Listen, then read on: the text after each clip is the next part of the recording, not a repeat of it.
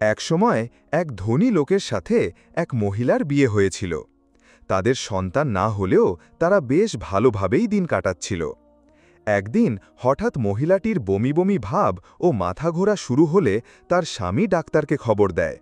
Doctor এসে সুসংবাদ দেন যে তার স্ত্রী অন্তঃসত্ত্বা। স্বামী এই খবর শুনে খুব খুশি হয়েছিল, কিন্তু সে তার স্ত্রীকে একটি শর্ত দেয়। সে বলে, যদি তোমার মেয়ে হয় তবে আমি তোমাকে তালাক দেব এবং এই প্রাসাদ থেকে বের করে দেব, আর যদি ছেলে হয় তবে তুমি আমার সাথে এখানেই থাকবে। এরপর সে প্রতিদিনই তার প্রাসাদ এবং সম্পদের দিকে তাকিয়ে ভাবত, আমার কি ছেলে হবে যে এই সমস্ত সম্পত্তির উত্তরাধিকারী হবে এবং রক্ষা করবে, নাকি মেয়ে হবে যাকে অন্য একজন বিয়ে করবে আর কোনো কষ্ট ছাড়াই সমস্ত সম্পদ নিয়ে নেবে। দিন যায়, সন্তান জন্ম দেবার সময় ঘনিয়ে আসে। আল্লাহর ইচ্ছায় মহিলাটি একটি মেয়ে সন্তান জন্ম দেয়, ছেলে নয়।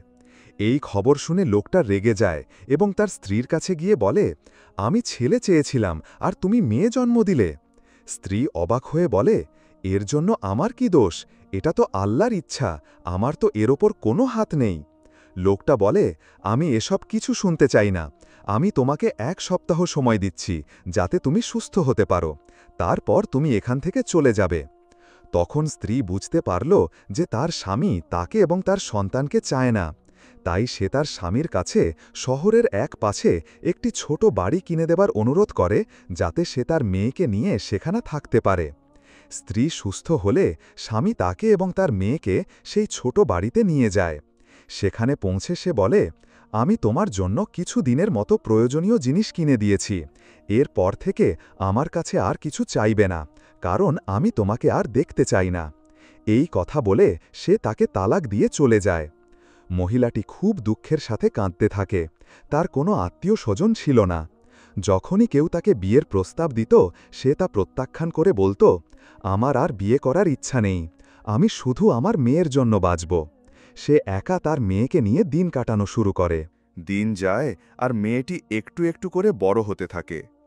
একই সাথে মা এবং মেয়ে খাবার সংকটে ভোগা শুরু করে, কারণ তাদের কাছে থাকা খাবার প্রায় শেষ হয়ে গিয়েছিল। একদিন এক বৃদ্ধা এসে তাদের দরজায় কড়া নাড়ে এবং 1 গ্লাস জল ও কিছু খাবার চায়। সেই সময় বাড়িতে শুধু 1 টুকরো রুটি ছিল, যা মহিলাটি তার মেয়ের জন্য রেখেছিল। সে ভাবে এই বৃদ্ধা হয়তো রুটির টুকরাটির খুব বেশি প্রয়োজন, তাই সে রুটিটি বৃদ্ধাকে দিয়ে দেয়। বৃদ্ধাটি রুটিটি খেয়ে ও জল পান করে চলে যাওয়ার আগে একটি পুরনো এবং অদ্ভুত দেখতে সেলাই মেশিন মহিলাটিকে উপহার হিসেবে দেয়। মহিলাটি অবাক হয়ে ভাবল যে বৃদ্ধাটি কখন এই মেশিনটি এনেছিল, কারণ যখন সে তাকে রুটি দিয়েছিল তখন তার কাছে এই মেশিনটি ছিল না। বৃদ্ধাটি চলে যাওয়ার পর মহিলাটি সেলাই মেশিনটি নিয়ে ঘরে ঢোকে। মেশিনটিতে কিছু পুরনো নকশা এবং দেশলাই কাঠির মতো ছোট ছোট মানুষের ছবি আঁকা ছিল। রাতে মহিলাটি তার মেয়ের জন্য একটি পোশাক সেলাই করার সিদ্ধান্ত নেয়। সে সেলাই মেশিনটি প্রস্তুত করে তার পাশে কাপড় এবং সুতো রেখে ঘুমাতে যায়। পরের দিন সকালে সে যখন পোশাক সেলাই করার জন্য ওঠে, তখন সে এমন কিছু দেখতে পায় যা সে কোনোদিন কল্পনাও করেনি। সে দেখতে পেল যে পোশাকটি অবিশ্বাস্যভাবে সুন্দরভাবে সেলাই করা হয়েছে। পোশাকটি এতই সুন্দর ও অসাধারণ ছিল যে সে অবাক হয়ে যায়। পোশাকে কিছু দামি কাপড়ও যোগ করা হয়েছিল, যা কোথা থেকে এসেছে তা সে জানত না। এছাড়াও এতে কিছু ছোট ছোট মূল্যবান পাথর লাগানো ছিল। সে পোশাকটি নিয়ে অবাক হয়ে গেল এবং কিভাবে এমনটি ঘটল তা বুঝতে পারল না। এরপর সে তার মেয়ের জন্য পোশাকটি পরিয়ে দেয়, যা দেখে মেয়েটি আনন্দে প্রায় উড়তে শুরু করে। মধ্যরাতে আবারও দরজায় কড়া নাড়ার শব্দ শুনে মহিলাটি দরজা খোলে এবং দেখে যে সেই বৃদ্ধাটি আবার এসেছে। সে বিশ্বাস করতে পারছিল না যে বৃদ্ধাটি আবার ফিরে এসেছে। এই সুযোগে সে বৃদ্ধাকে সেই অদ্ভুত মেশিনটি সম্পর্কে জিজ্ঞাসা করে। বৃদ্ধাটি বলে, আমি তোমার স্বামীর সাথে যা হয়েছে তা জানি এবং তুমি অন্য কাউকে বিয়ে না করে তোমার মেয়ের জন্য বাঁচতে চেয়েছ। তাই আমি তোমাকে এই মেশিনটি উপহার দেওয়ার সিদ্ধান্ত নিয়েছি, যাতে তোমার কষ্টের কিছু ক্ষতিপূরণ হয়। সে জানায় যে মেশিনটিতে আঁকা নকশাগুলো আসলে জাদুকরি সেলাই পরি। সে বলে, তোমাকে শুধু কাপড় আনতে হবে এবং কী ধরনের পোশাক চাও তা নির্বাচন করতে হবে। এরপর এই পরীদের ওপর কাজ ছেড়ে দিও। কিন্তু এই গোপন কথাটি গোপন রাখবে, কারণ প্রতিটি আশীর্বাদের একটি অভিশাপ আছে। মহিলাটি জিজ্ঞাসা করে, এর অভিশাপ কি? বৃদ্ধাটি বলে, লোভ করো না মা। মহিলাটি আবার জিজ্ঞাসা করে, আর এর আশীর্বাদ কি? বৃদ্ধাটি বলে, অপরিসীম সম্পদ। বৃদ্ধাটি কথা শেষ করার পর মহিলাটি অবাক হয়ে সেলাই মেশিনের দিকে তাকায়। কিন্তু যখন সে আবার বৃদ্ধার দিকে তাকায় তখন দেখে যে সে উধাও হয়ে গেছে। এরপর থেকে মহিলাটির আয়ের একটি উৎস হয়, যা তাকে এবং তার মেয়েকে চলার জন্য যথেষ্ট ছিল। যদিও সে শহরের সবচেয়ে ধনী এবং বিখ্যাত সেলাই কারিগর হতে পারত, কিন্তু সে বৃদ্ধার বলা লোভের কথাটি সবসময় মনে রাখত। তাই সে একটি সাধারণ জীবন বেছে নেয় এবং তার মেয়ের ভালো নৈতিকতা, দয়া এবং আত্মসম্মানবোধের শিক্ষা দেয়। দিন এবং বছর চলে যায়। মেয়েটি বুদ্ধি, প্রজ্ঞা এবং মর্যাদার অধিকারী এক সুন্দরী তরুণীতে পরিণত হয়। এই সমস্ত বছর ধরে মহিলাটি মেশিনের গোপন কথাটি গোপন রেখেছিল। মেয়েটি জানত যে তার মা একজন দর্জি এবং সে তার তৈরি করা সুন্দর পোশাকগুলোও দেখত, কিন্তু সে মেশিনের গোপন কথাটি জানত না। একদিন মহিলাটি একজন গ্রাহকের জন্য একটি নতুন পোশাক বানানোর জন্য কিছু কাপড় মেশিনের পাশে রেখে ঘুমাতে যায়। রাতে পরীরা কাজ করা শুরু করে। সে সময় মেয়েটি জল পান করার জন্য ওঠে। সে কিছু ছোট মেয়ের কণ্ঠস্বর শুনতে পায়। সে দরজার ফাঁক দিয়ে তাকিয়ে দেখে যে ছোট ছোট পরীরা পোশাক সেলাই করছে। সে অবাক হয়ে যায় এবং নিজের ঘরে ফিরে আসে। সকালে মেয়েটি তার মাকে তার দেখা ও শোনা সব কিছু জানায়। মা বলে, মনে হচ্ছে গোপন কথাটি ফাঁস হয়ে গেছে এবং সত্য প্রকাশ হয়ে গেছে। এরপর সে তার মেয়েকে মেশিন, পরী এবং বৃদ্ধার সব কথা খুলে বলে। মেয়েটি এই গল্প শুনে অবাক হয়ে যায়। ঠিক তখন দরজায় কড়া নাড়ার শব্দ শোনা যায়। মহিলাটি দরজা খুলে দেখে যে সেই বৃদ্ধাটি এত বছর পর আবারও ফিরে এসেছে। বৃদ্ধাটি বলে, আমি জেনেছি যে পরীদের গোপন কথাটি প্রকাশ হয়ে গেছে, তাই তাদের কাজ শেষ হয়েছে এবং তারা এখন স্বাধীন। মহিলাটি বলে, পরীরা আমার এবং আমার মেয়ের আয়ের উৎস ছিল, এখন তারা চলে গেলে আমরা কি করব? বৃদ্ধাটি বলে, চিন্তা করো না, পরীরা তোমাদের জন্য আরেকটি শেষ ইচ্ছা পূরণ করতে পারে। মেয়েটি বৃদ্ধার কথাগুলো খুব মনোযোগ দিয়ে শুনছিল। বৃদ্ধা চলে যাওয়ার পর মেয়েটি তার মাকে বলে, আমার কারণে এই গোপন কথাটি প্রকাশ পেয়েছে, কিন্তু আমি শুনেছি যে বৃদ্ধাটি বলেছেন যে আমরা পরীদের কাছে একটি শেষ ইচ্ছা চাইতে পারি। মা বলে, হ্যাঁ মা, তাই তো। মেয়েটি বিজ্ঞতার সাথে বলে, আমি পরীদের কাছে চাইব যেন তারা আমাকে পোশাক সেলাই করা শেখায়, যাতে আমি এই কাজে দক্ষ হতে পারি। তাহলে আমরা পরীদের ওপর নির্ভর না করে নিজেদের ওপর নির্ভর করতে পারব। এতে পরীরাও তাদের দাসত্ব থেকে মুক্তি পাবে এবং আমরা তাদের প্রতি আমাদের ভালো কাজের জন্য কৃতজ্ঞতা প্রকাশ করতে পারব। মহিলাটি তার মেয়ের কথায় বিজ্ঞতা অনুভব করে এবং তাতে রাজি হয়। এরপর পরীরা মেয়েটিকে পোশাক এবং কাপড় সেলাই করা শেখাতে শুরু করে। তারা তাকে এমনভাবে প্রশিক্ষণ দেয় যে সে এই কাজে অবিশ্বাস্যভাবে পারদর্শী হয়ে ওঠে। অবশেষে পরীরা তাদের কাজ সফলভাবে শেষ করে দাসত্ব থেকে মুক্তি পায়। এরপর তারা মা এবং মেয়েকে বিদায় জানিয়ে চলে যায়। মেয়েটি তার মায়ের কাজ চালিয়ে যায়, তবে এবার পরীদের বদলে সে নিজেই পোশাক সেলাই করে। ধীরে ধীরে তার সুনাম পুরো শহর এবং আশেপাশের শহরগুলোতে ছড়িয়ে পড়ে।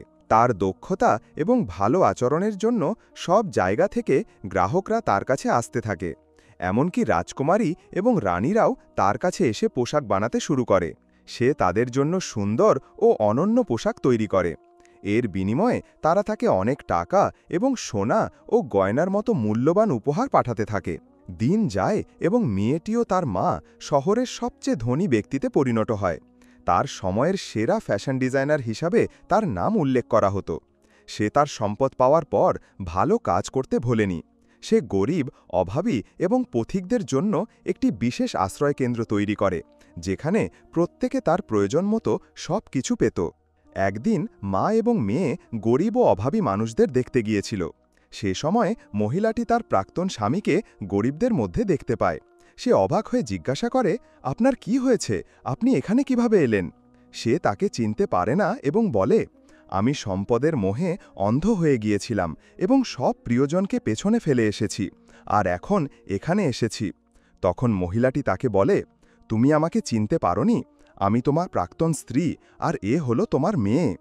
লোকটা তখন তাকে চিনতে পারে এবং বুঝতে পারে যে তার পাশে যে দাঁড়িয়ে আছে সে তার মেয়ে, যাকে সে ২০ বছরেরও বেশি সময় আগে ছেড়ে গিয়েছিল।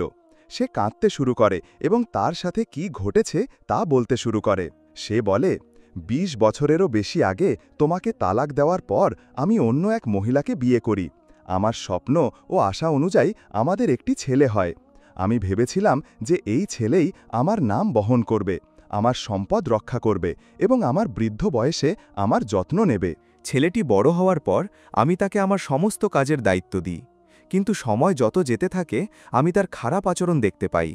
সে প্রতিদিন খারাপ বন্ধুদের নিয়ে প্রাসাদে আসত এবং তাদের সাথে মদ ও জুয়া খেলায় মেতে উঠত। আমি যখন তাকে বারণ করতাম সে রেগে যেত এবং আমার কথা শুনত না। পরে আমি জানতে পারি যে সে সব কিছু জুয়ায় হেরে গিয়ে প্রাসাদটি বন্ধক রেখেছিল। শেষে সব কিছু হারিয়ে সে আমাকে প্রাসাদ থেকে বের করে দেয়, কারণ শাসক প্রাসাদটি বাজেয়াপ্ত করে নিলামে তুলেছিল। সব কিছু ছেড়ে আমি এখানে এসেছি এবং যা ঘটেছে তা নিয়ে কাঁদছি। সে বারবার বলতে থাকে, এটা আমার পাপের ফল যা আমি তোমার এবং আমার মেয়ের সাথে করেছি। এরপর সে জিজ্ঞাসা করে, কিন্তু তুমি এখানে কি করছো? মহিলাটি বলে, তুমি যে আশ্রয়কেন্দ্রটি দেখছ তা আমার মেয়ের, যাকে আল্লাহ আমাকে উপহার হিসাবে দিয়েছেন। সে শহরের অন্যতম ধনী ব্যক্তি হয়ে উঠেছে এবং আল্লাহ তাকে যা দিয়েছেন তা থেকে সে গরিব ও অভাবীদের সাহায্য করতে ভোলেনি, তাই সে এই আশ্রয়কেন্দ্রটি তৈরি করেছে। এরপর মেয়েটি গিয়ে প্রাসাদটি কিনে তার বাবাকে ফিরিয়ে দেয়। লোকটি প্রাসাদের মাঝখানে দাঁড়িয়ে বলে, সুবহান আল্লাহ, আমি এত বছর ভুল ছিলাম। আমি ছেলের জন্য মেয়ে এবং আমার স্ত্রী ও মেয়ের ওপর এত অবিচার করেছিলাম। শেষে আমার ছেলে আমাকে বের করে দিয়েছে আর আমার মেয়ে আমাকে সম্মান দেখিয়েছে এবং আমার প্রাসাদ ফিরিয়ে দিয়েছে। এরপর সে একটি লিখিত দলিল তৈরি করে, যেখানে বলা হয় যে তার মৃত্যুর পর প্রাসাদটি তার স্ত্রী এবং মেয়ের মালিকানায় থাকবে। সে বুঝতে পারে যে আসল বিচার ছেলে বা মেয়ের মধ্যে নয়, বরং যে তার স্রষ্টাকে ভয় করে এবং তার সৃষ্টিকর্তার দাসের সাহায্য করে সেই সবচেয়ে গুরুত্বপূর্ণ। যদি আপনার গল্পটি ভালো লাগে তাহলে লাইক বাটনে ক্লিক করতে ভুলবেন না। এটি আমাদের চালিয়ে যেতে এবং আরও আকর্ষণীয় গল্প প্রদান করতে অনেক সাহায্য করে। এবং যদি আপনি প্রথমবার আমাদের অনুসরণ করেন তাহলে আমরা আপনাকে চ্যানেলে সাবস্ক্রাইব করতে এবং বেল আইকনটি সক্রিয় করতে আমন্ত্রণ জানাই, যাতে আপনি আমাদের আকর্ষণীয় গল্পগুলো থেকে নতুন কিছু পেতে পারেন।